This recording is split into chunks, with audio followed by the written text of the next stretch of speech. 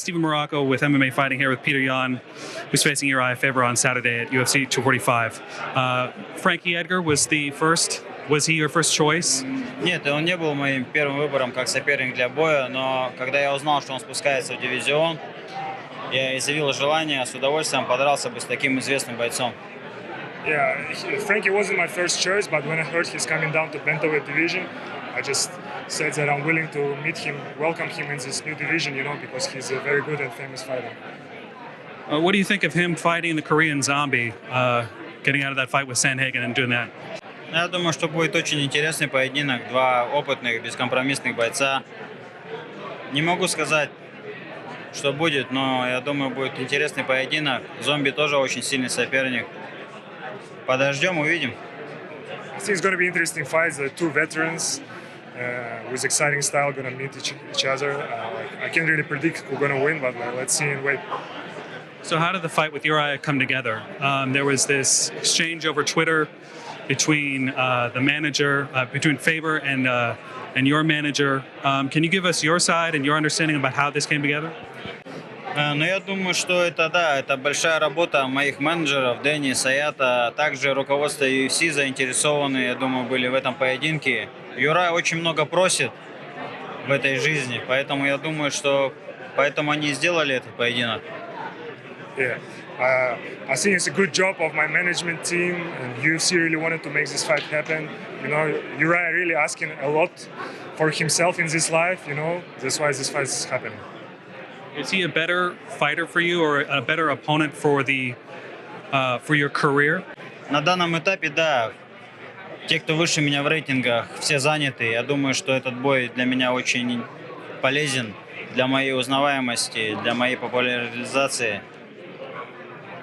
I think since everyone higher ranks than me is busy and want to fight me, this fight, makes sense. It's very good for me, for my popularity. Do you consider him a legend in the sport? Считаешь ли ты его легендой спорта?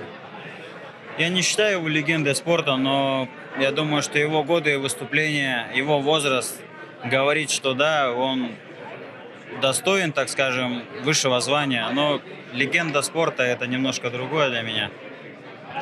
I don't think he's a legend of the sport. Of course, he's an old and experienced fighter, but for me, definition of legend is something different. Do you remember, did you watch him growing up? Did you follow his career? Do you remember when the first time you saw him? Я не следил за его карьерой. Да, я видел его несколько поединков. Точно уже не вспомню, какие, когда я именно по телевизору его увидел. Но я не был, так скажем, я занимался боксом, я практически за ММА вообще не наблюдал. I didn't really follow his career, I was doing boxing at the time, so I didn't really follow him and didn't really follow MMA as a sport. And I can't really remember the first time I saw him fight either. He seems to think by beating you, he could skip the line to get a title shot. Do you see it the same way? Он считает, что победив тебя, он пропустит линию и будет драться за титул. Считаешь ли ты, что это будет так? Я не считаю, что он победит меня. Поэтому я скажу вам, что он не будет драться за пояс. I don't think he will beat him, so I'll tell you he's not going to fight for the title. Has Cejudo been a good champ from what you've seen so far? Да, он хороший боец, но одно меня сейчас в нем не устраивает, что быть травмированным такой долгий срок не выступая, и он не определен, где он будет выступать. Это о многом говорит. Он сомневается, что у него хватает сил и духов, чтобы выступать в 61 килограмм. Он мечется еще. Yeah, he's a good fighter, but he's been out for a while and he cannot make up his mind for a while. I think it means that he's doubting himself. He don't know what his next step's going to be, and I think doubting himself, he's going to do well in the bantamweight division. Slightly off-topic question. Has he been following the situation with Russia and WADA, and Russia getting banned by WADA? Да, конечно, я видел эту новость. Очень неприятная новость, что именно политика вмешивается в спорт.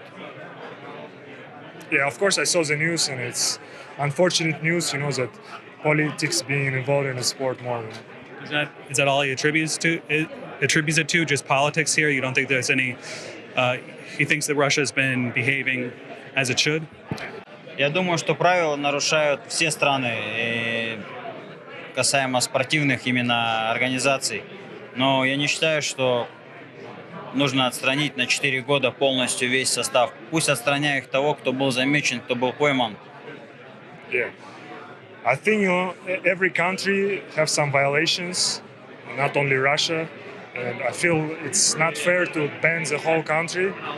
You have to ban just people who did wrong. You have to ban these athletes or ban these officials who made a mistake, not all team. Спорт – это огромнейшая, так скажем, семья по всему миру. И очень многие люди живут этим, зарабатывают, это их хлеб. Вот также очень многих есть семьи и дети, которых нужно кормить. А получается, таким движением они просто очень многих людей просто обрубили. Sport, like everyone involved in the sport is big family, and by this decision, WADA, a lot of people, they're supporting their family, feeding their family through the sports, a lot of athletes, and they had a dream, and now this dream is not going to happen just because of these sanctions. Do you carry Russia on your back every time you go into the octagon? Ты всегда представляешь Россию, когда выходишь в октагон? Да, конечно, я с России, я представляю Россию. Yeah, of course, I'm from Russia and I always represent Russia.